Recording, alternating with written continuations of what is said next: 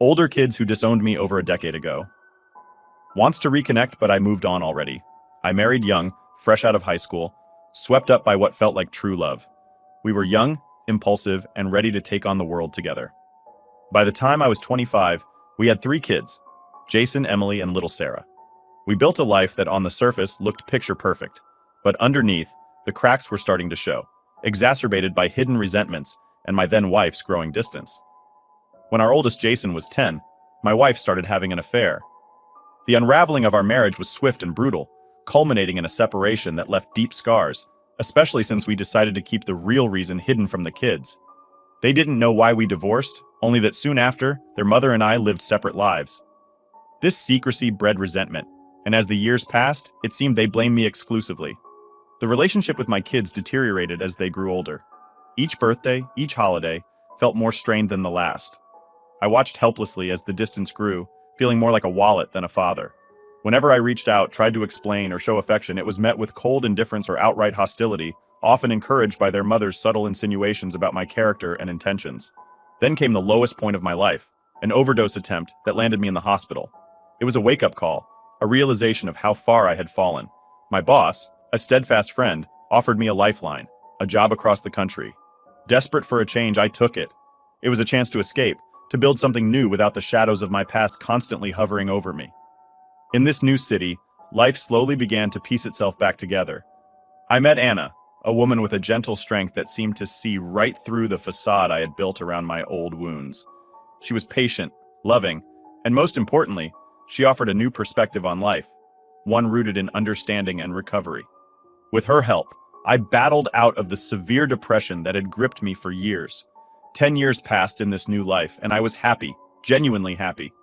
Anna and I had 2 wonderful children, and I had all but severed ties with my past, including telling my mother to stop updating me about my estranged children.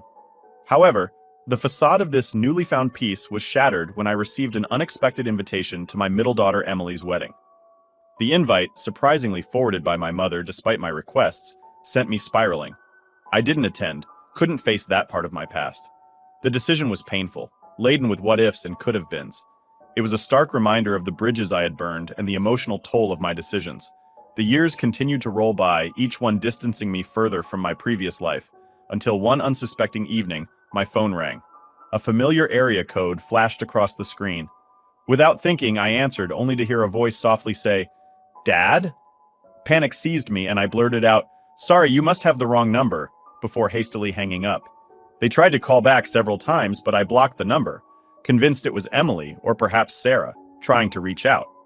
The fear of reopening old wounds, of confronting the past I had worked so hard to move beyond, was overwhelming. I found myself shaken, the old anxieties and fears creeping back in. Now, as I recount this tale, I wrestle with mixed emotions. Am I justified in wanting to keep these doors closed, to protect the life I've rebuilt? Or am I simply running from my responsibilities, my past? The thought of facing my children now, after all these years, brings a turmoil that I thought I had long overcome. Am I an a-hole for turning away from them, or is this just a necessary measure to maintain my sanity? This narrative isn't just about the mistakes of the past or the attempts at redemption. It's about the ongoing struggle between duty and self-preservation, the constant balancing act of dealing with consequences that time does not heal.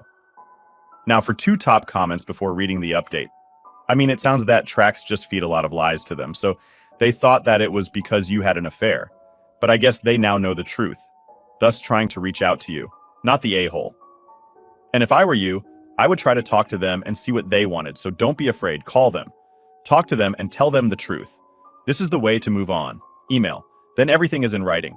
You can take your time to digest and respond. Not the a-hole. If and only if Opie wants to hear why they called, email is the best. If they want to apologize for how they treated him, they shouldn't expect his answer. Email is the best if talking to them will bring strong flashbacks. Email is the best, but he absolutely doesn't have to talk to them when they were degrading him when Opie did. All of them were adults, and any adults know that there are 2 sides of every story. They were victims of excessive whites, but they became boys and abusers themselves. Driving someone to self-harm takes a lot of effort. He owes nothing to them. He owes the be irresponsible parents and partner to his minor kids and his wife. And if letting them back into his life could cause some mental crises again, it is just irresponsible to let it happen. If one or more of your kids wanted to apologize to you and establish a relationship, would you be open to it? Is there room for healing? If so, is there anyone who could be the go-between on your behalf and see what they wanted? Parental alienation is a form of brainwashing, so their behavior, which you never deserved, would have stemmed from that. Your children also don't deserve this brainwashing. I fully understand why you would not want to open that door again. If one or more of your kids is seeing things more clearly now, the potential for healing could be huge. The choice is yours, and you are not the a-hole, regardless of which choice you make. This is a great perspective. My mother-in-law brainwashed my husband and his sister against their father. They haven't talked to that man in 40 years. He wasn't a father of the year, but he wasn't a monster either. This happened to me with my older son. I miss him. But to him, I'm a monster. Your children are also old enough now to know the truth. Your ex-wife has done the maximum amount of damage that can possibly be done. What are you achieving by protecting her? Tell them and get it off your chest. Then move on. They can decide if they want to believe you or not, and whether or not they want to be in your life. Keep in mind the same manipulative cow that did this to you is the person raising your children. They probably have a better idea of who she is and what she is capable of. Then you might realize by the time my youngest was 17, all of his kids, 4 adults or thereabouts, after years of abuse and hatred, he is happy. Leave him in peace. Now for the update. Update 1. First up, I got a call that really threw me for a loop. It was from my uncle, telling me it was my oldest daughter trying to get back in touch. That was a lot to process, especially with everything else that's been going on. As you can imagine, reading through all your comments and advice has been overwhelming but also super helpful. I appreciate everyone weighing in with their perspectives. I've taken a significant step for my own mental health. I reached out to my therapist, who thankfully had an opening this Monday. I've already called my boss to take the day off because I really need to focus on this. The plan is to jot down everything I can think of that's been troubling me, and then discuss it all with my therapist. My wife will be there too, to help sort through it all. We're thinking of tackling this via email for now because waiting around for calls just adds to the stress. One of my biggest worries in all this is my kids. I really don't want them to start forming a relationship with someone who might just disappoint them or, worse, hurt them in some way. It's something I need to talk through with my therapist. I want to make sure I handle this delicately and correctly, not just for my sake, but for theirs too. Honestly, that's about it for updates at the moment. I've gained so many different perspectives from all of you, and while it's been incredibly helpful, it's also a bit much to take in all at once.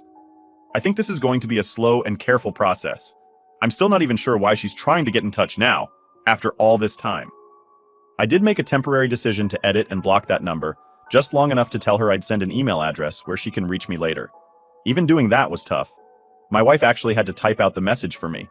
I noticed some of you were worried I might be using drugs or something, but just to clear up any misunderstandings, the only time I ever took anything was that one desperate moment years ago, trying to cope with everything.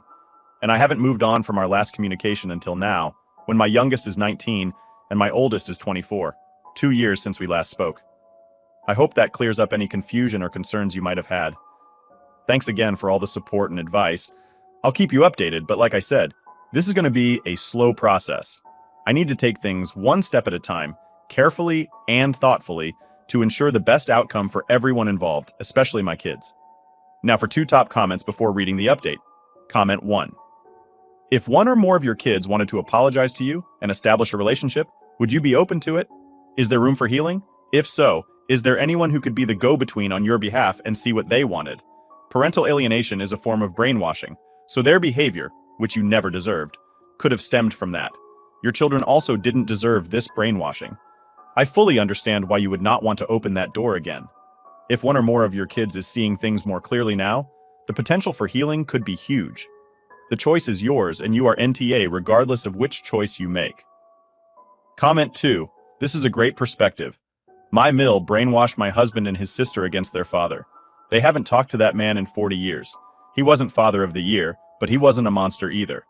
Comment 3. Well, got my son's mother pregnant just out of high school at 18. Her 20, tons of cheating. Her, almost went to jail twice for her embezzling from where she worked. Put the money in my bank account. I tried to change who and how I was, not a very good person, but knew I needed to be better for a lot of reasons.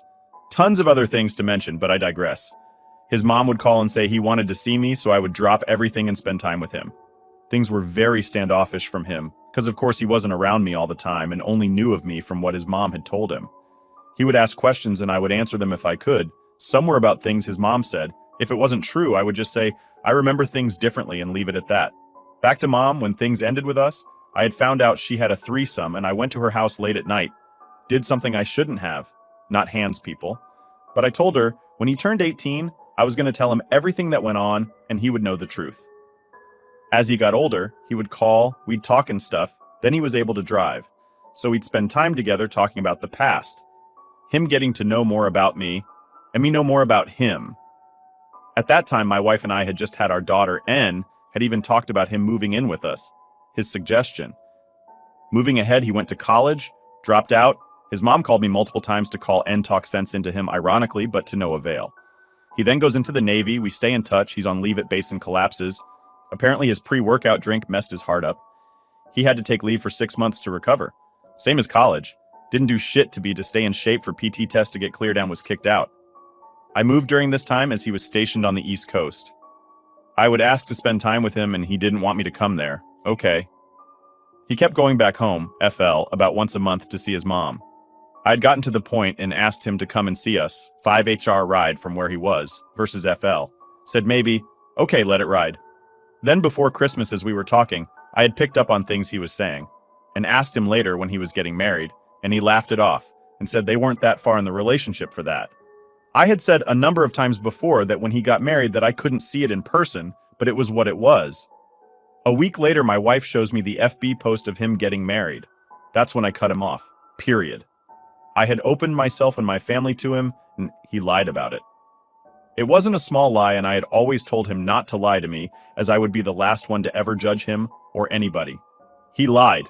He tried calling 2, 3 more times, but I never answered him or text back when he texted. I will never speak to him again. Not a chance. Ever. Many more things happened along the way. Too much to put in here. But I fought to be a part of his life as much as I was allowed. That was the end of all of it. 8 years ago. Update 2. Starting off, after sending that cautious email to my daughter about possibly reconnecting, she replied quicker than I thought she would. In her email, she dropped a huge piece of news. She's expecting a child. Yeah, I'm going to be a grandfather. That part of the news had a strange effect on me. It was like a mix of shock, joy, and a dozen other emotions I can't neatly package into words. She wrote about wanting her child to know their grandfather, to have me in their life in a meaningful way. It was a lot to take in, considering our strained past and the long stretch of silence that had defined our relationship until recently. The thought of being a granddad is exciting, but also scary, given how things have been between us. Then, there's the situation with my son, which is a whole different kind of heavy. I found out from a rather unexpected source, my brother, who's been somewhat of a mediator in the shadows, that my son has been battling drug addiction. He's currently in rehab, trying to put his life back together, and he's reaching out because he wants to mend fences. Finding out about his struggles, and knowing he's in a place where he wants to heal, brought up a lot of emotions, from relief to sorrow to guilt for not being there, when maybe I could have helped. Navigating how to support him through this, even from a distance, has been challenging. I've started writing him letters. It's an old school approach, but it feels right. It gives me time to think about what I want to say without getting overwhelmed by the immediacy of a conversation. Amid all this, another layer of complexity got added to the mix.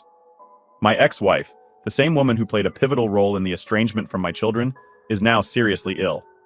She's reached out, wanting to talk, to explain things, maybe to apologize. I'm not sure. It's a lot to process. The woman who caused so much pain in my life is now facing her own profound struggles, and she wants to reconnect, maybe to find some peace for herself. So I'm caught between old anger and the natural human feeling of sympathy for someone who's unwell. It's a strange place to be. Part of me wants to have that confrontation, to tell her about all the pain she's caused, to make her understand the depth of it. But then there's another part that questions what good that would do. Would it change anything? Would it make me feel better?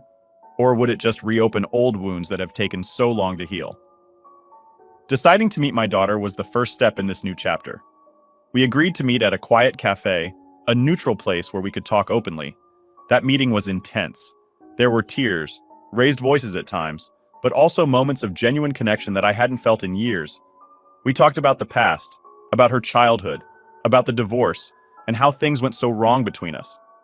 It was clear that there were misunderstandings and hurt feelings on both sides. We also talked about her future, about her pregnancy, what she envisioned for her child. It's clear she wants to do things differently, wants to break the cycle of estrangement and pain that marked our family for so long. It's a lot of pressure, a lot of responsibility, but also a chance for something new, something better. As for my son, the letter writing has been therapeutic for both of us, I think. He's shared some of his journey through recovery, the ups and downs, the setbacks and victories. It's given me insight into his struggles and a new perspective on what he's been through. It's also shown me how much I missed, how much I didn't see, and how maybe things could have been different if we'd managed to keep the lines of communication open. Now, regarding my ex-wife, I'm still undecided. I haven't responded to her yet. It's a decision I'm wrestling with daily. I find myself asking whether I'm ready to face her, whether I can handle whatever she has to say, whether it's worth the emotional toll it might take. In all of this, the support from Anna, my wife, has been my rock. She's been incredibly supportive, helping me navigate these complex emotions and decisions. We've spent many nights talking it through, weighing the pros and cons, trying to figure out the best path forward, not just for me, but for our family as a whole. The impact of all this on my mental health hasn't been small. There are days I feel overwhelmed, unsure if I'm making the right choices, if I'm handling things the best I can. But I'm trying to take it one day at a time, to process each piece of information, each emotion as it comes, and to make decisions that are thoughtful and considerate, not just reactive. Reflecting on all of this, it's clear that this journey of reconciliation and healing is going to be long and complicated. There are no easy answers, no quick fixes. It's going to require patience, understanding, and a lot of hard conversations. But I'm hopeful that out of all this pain and complexity, something good can emerge, something lasting. Thanks for sticking with me through this long update. Your words of encouragement and advice have meant the world to me. I'll keep you posted on how things progress, on the ups and downs, and on the lessons learned along the way. Here's to hoping for more ups than downs in the days to come. Update 3. Hey everyone, your insights and encouragement have been a beacon during these tumultuous times, so thanks for that. So let's dive into what's been happening. After much internal debate and several sleepless nights, I decided to meet with my ex-wife. It was not a decision I took lightly, considering all the water under the bridge and the storms we've weathered, both separately and together. We met at a quiet cafe, a place neutral enough to not stir too many memories. Seeing her after all these years, visibly weakened by her illness, was a shock to the system. She spoke a lot, mostly apologies, expressing regrets about her past actions and the destructive path she led us down. She tried to explain her reasons, mostly rooted in her own insecurities and failures. I listened more than I talked. A part of me was processing the pain, while another part was oddly detached, trying to find some semblance of understanding in her words.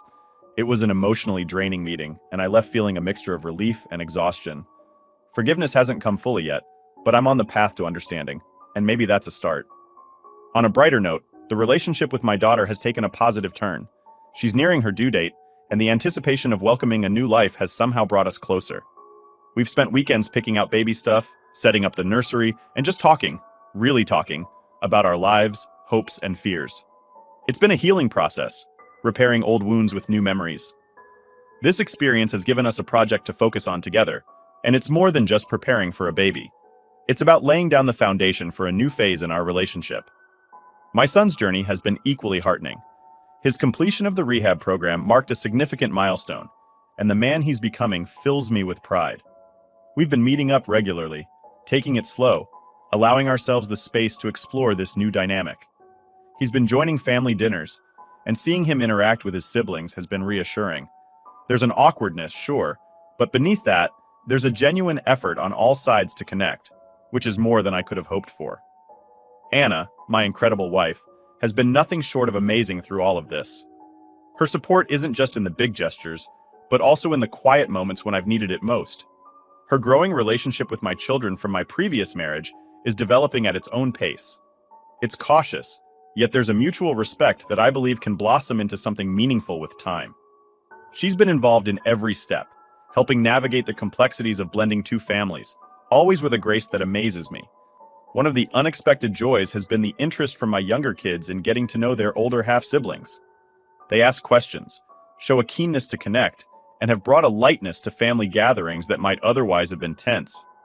These interactions, though still in their early stages, hold a promise of a blended family that not only coexists, but supports one another.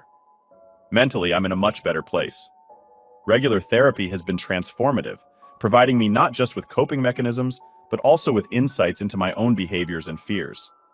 Learning to forgive others has been challenging, but learning to forgive myself has been another journey altogether.